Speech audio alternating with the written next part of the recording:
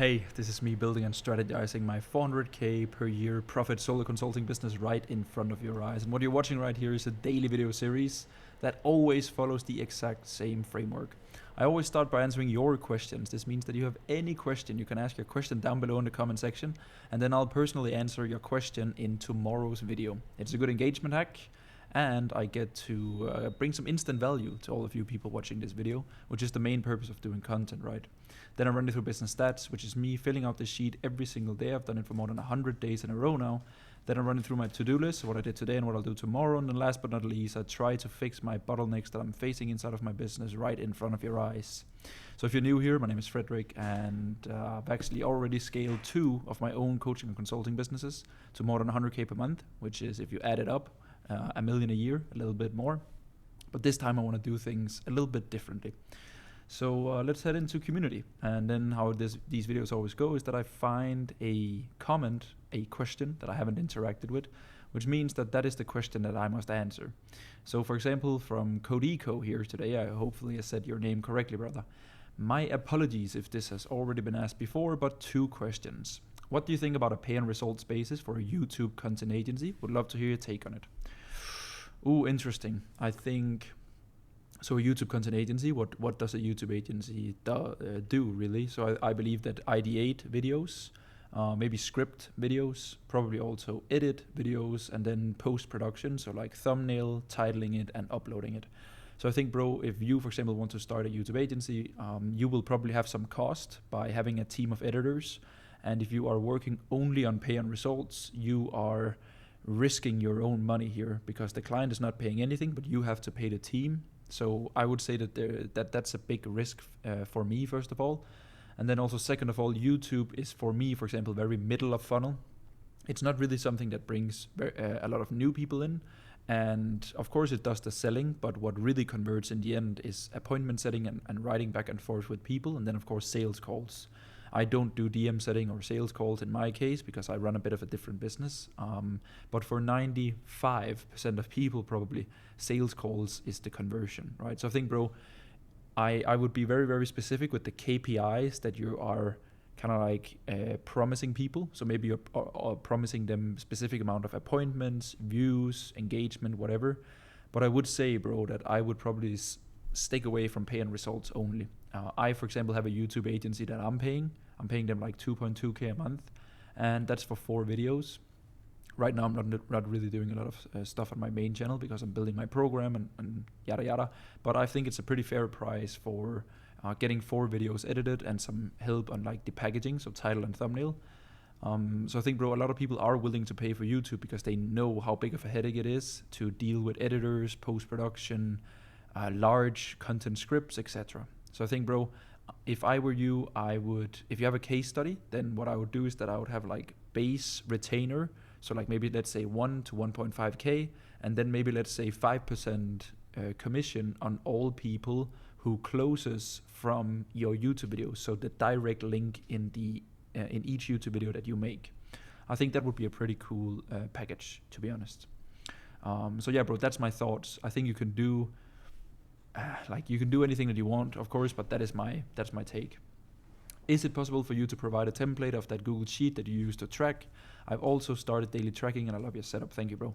Of course. So I'll go in here. Let me make my full screen here.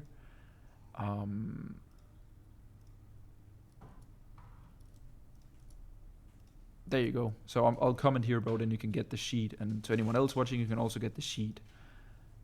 There you go. So just copy this. Oh, I pressed the webcam, sorry. Just press that link there, bro. Just copy it in. And then what you want to do is that up here, you want to press file and then make a copy. Then you'll make your own copy of this sheet, all right? Because you cannot edit in this one because this is my personal one. So yeah, bro, good luck with the tracking, and I wish you all the best, and very well done with the agency. Then we have a comment here from Philip. I find this video so relatable. Also just lost a client on 31,000 Danish, which is around 5k US, a little bit less. Thank you for this video, Fred. Of course, it's a good amount, true, but I feel like the worst thing is that he did not give it a single chance. Yeah, man. And I was so hyped to work with him, I guess that's just what happens now and then. It is, bro. Keep your head high, brother, and I appreciate you sharing this, and also thank you for the kind words. It is no matter what you do, you set the right expectations, you do the work, you believe that, like, of course, this is going to be a good partnership for the both of us, but sometimes things just happen. So of course you should try your best to learn from it so that it doesn't happen again.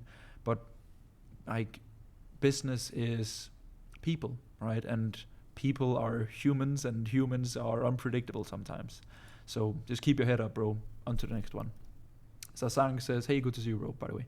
Such is life, isn't it? Hope you're doing better. Thank you, bro. I'm all good. And then we have Nico saying, I really missed your video today, Fred, because I took the weekend off.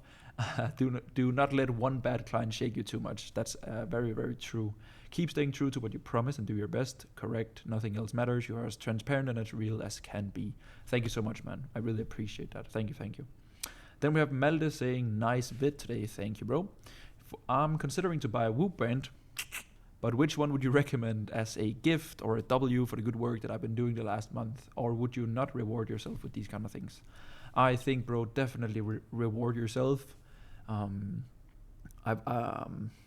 think, like, being an entrepreneur, starting your own business, it's such a lonely road, man. You know, like, for example, right before summer, I like, my whole feed was filled with all of my high school friends together with their friends and family, where they were, like, graduated from university, like a bachelor degree, you know, with, like, huge celebration parties and popping the champagne and, like, celebrating 3 or 3.5 or 4 years of hard work.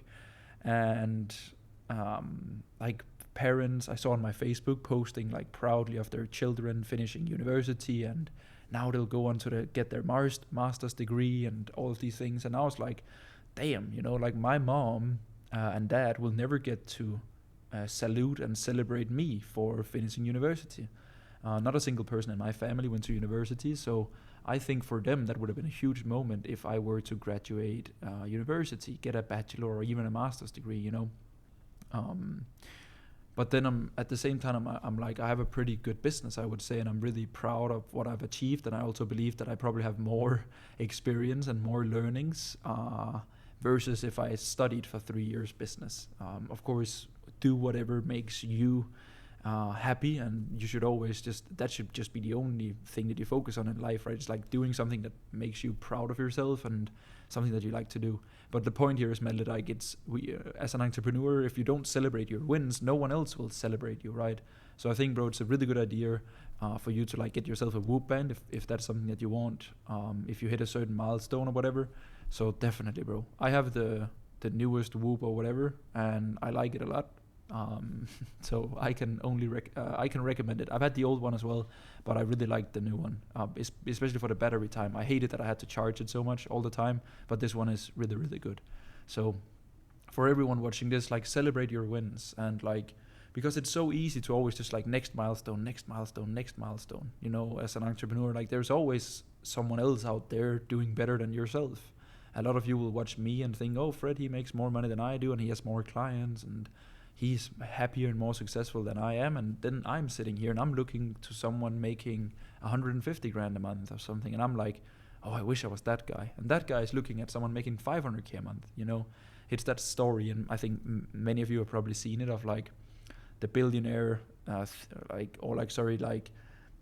millionaire, right, is sitting in his sports car and looking up in the sky and seeing the billionaire in the jet, and, like, the guy on the bike is looking at the guy in the nice car looking at the sports car. I think actually it's reversed, but you get the point.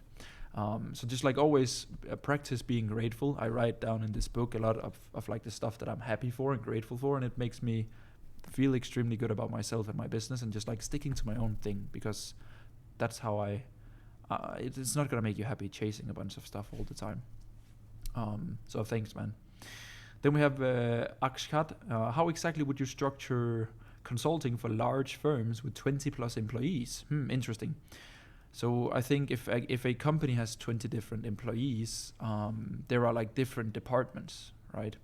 So, like, this is without me knowing, but there's probably, like, marketing, right? There's, like, probably, like, human resources. There's, like, the C-level people. So, like, all the people that, like, lead and run the stuff, managers, founder, CEO, whatever. not C-level, that's not managers, but you get the point. CEO, COO, yada yada. Then there's probably like sales. There's probably a ton of different departments, bro. So what I can believe what like these larger firms, like when they hiring consultants and experts, they hire one for the specific department, right? Maybe they hire in like a leadership coach for the C-level suite. In HR, maybe they do like a communication course. For sales, they hire like a sales trainer. And for marketing, they could, for example, hire you, bro. I know that you do something marketing related. I remember, I can see your name, bro, that you've commented before, but I can't really remember. I'm so sorry.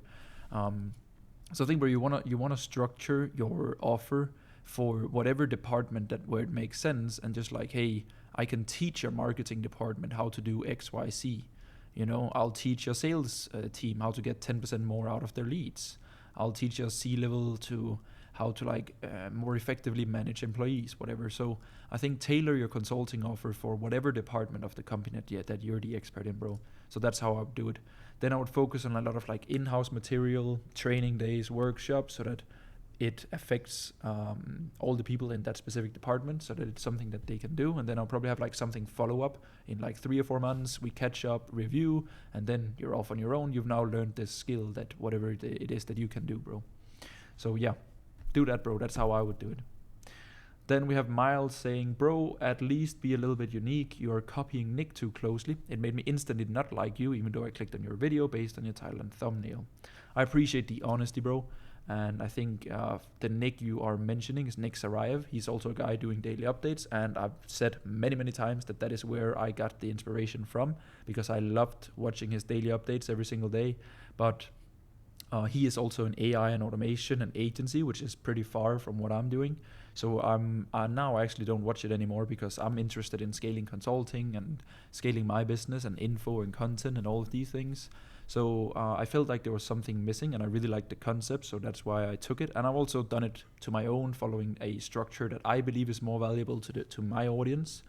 And at the end of the day, it's just really an idea that I've taken and done it to my own, which is how you should do content. You should see what works in the market, what you enjoy yourself, and then put your own spin to it, and then produce it and stick to it. So it's your opinion, bro. I cannot change your opinion. I know that I'm a nice guy. So even though that I might be, that you probably came from Nick and it's his idea, and then I'm doing the same thing, I hope that you can survive, brother. I wish you all the best. I appreciate the comment. Then Jure says, need to watch this video. Thanks for it. I think this should have been a separate comment, but hey, it's all good. Then we have Kodiko here saying, yeah, don't listen to that other guy, Fred. Discovered you first, then Nick. Keep doing what you're doing. Your content is amazing, and you have an amazing viewpoint that I don't get from Nick. Thank you, bro. And that's the cool part about creating content, right? It's like, first of all, thank you so much, man. But it's like, there's a room for everyone. Everyone has their own voice. Everyone has their own story. Everyone has their own journey. Everyone has their the things that makes them unique, right? You have a different story than I do, right? I have a different story than you. I have different cases and clients. You have too. I have things that I'm incredibly good at, and things that I suck at, and you probably also have some things that you're incredibly good at, and some things that you need to work on too. And that's the cool part about content, is that everyone can share what makes them and what they learn and their perspectives, and then you typically get the viewers and subscribers that you kind of like deserve based on the things that you've done and your consistency and the effort that you put into it, right? So yeah, lots of comments today. I really appreciate it. If you have any questions whatsoever, make sure to just run it up. I'm happy to answer it. The next thing we have on the daily updates is business stats. So let's head into my daily updates, where I have 502 subscribers, and on my main YouTube channel, currently sitting on 6,518. So let's write it in here. I'll zoom in so you can actually see something. There we go. So 6,518. My Instagram is currently at 2824. Daily updates was on 502. Very nice. I didn't make any money yesterday, and I didn't spend any, which is all good. So yeah, that's current business stats for the month, which is nice. For to-do list, today's Wednesday, and if you've been following this channel for a while, you know that I take client calls Monday, Wednesday, Friday. So today I just had calls all day, basically, which is very nice. Now it's like 7:30. I'm gonna wrap up my work, go for a walk, and then go to bed. So today's been a good day. I hit the gym in the morning. Then I recorded a podcast actually to this morning. I'm starting a new podcast, which I'm excited about. It's called Serve Don't Sell, and it's with one of my clients called Vincent. He hit 100 grand last month. So we're doing a podcast now about the whole info and consulting space, and yeah, just like the way that we see the space moving, and we talk about what we do in our businesses, and we discuss like different kinds of topics. So I think it's going to be really good. I think there was like a podcast needed. That's why I'm doing it, because I also enjoy it. But I do think that the market needs something that isn't at that surface level. I think most marketing and videos is very surface based, but I really like to go into the details with stuff. So this podcast will help with that, which is nice. Then for strategy, I thought like today I talked to some of my clients about the power of YouTube and watch time and these kind of things, and like content is just like name another how do I say it in English? Name another way that you can spend 1 hour doing a podcast. So like I did a client interview, this video, right? Oh, you can't see it. You can see it here.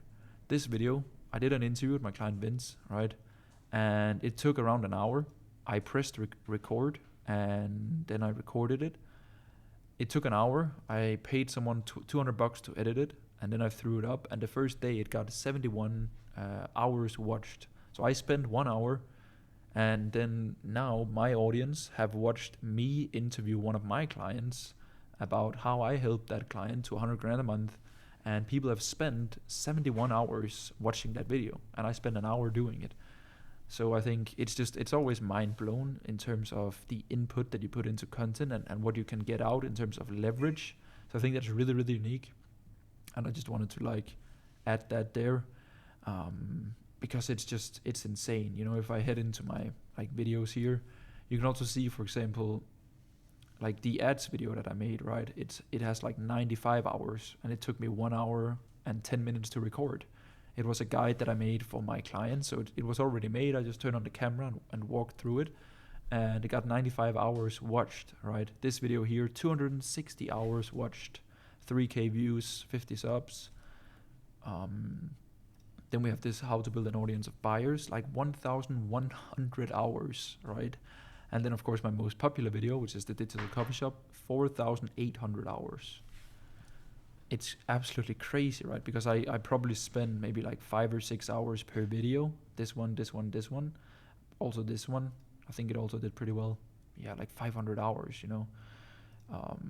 So content is like the most exponential thing that you'll ever do. I preach content so much because it's all good that has ever happened to me has been because of my content.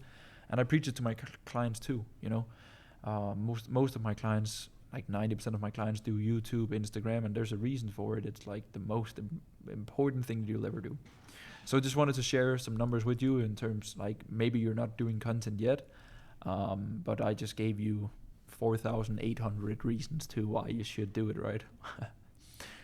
So that's it for this video. I hope you enjoyed it. Thank you so much for watching along, and we'll see each other tomorrow.